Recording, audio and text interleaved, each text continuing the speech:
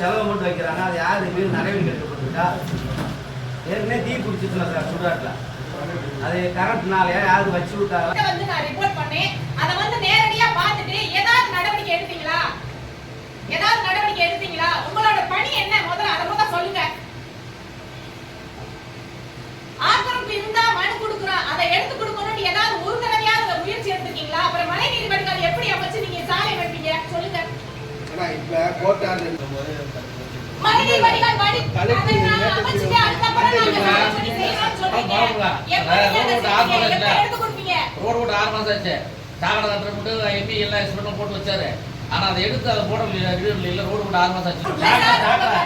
உங்க பதவிக்கான வேலை செஞ்சு கொடுக்கறதுல இல்ல சாகட கட்டல. உங்க கடமையை செய்யணும்ல நீங்க. ஆக்கிரமிப்பு எடுக்க அதுதான் உள்ள இருக்குது. ஆக்கிரமிப்பு எடுக்கல சாகட கட்டல. அது நடக்கவே நடக்காது. என்னன்னு சொல்லு. ஏய் நோய் நோய்டாமா.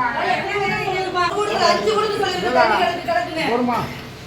சாப்பிட்டு சொல்லிட்டா செஞ்சிருந்தா ரைட் சார்.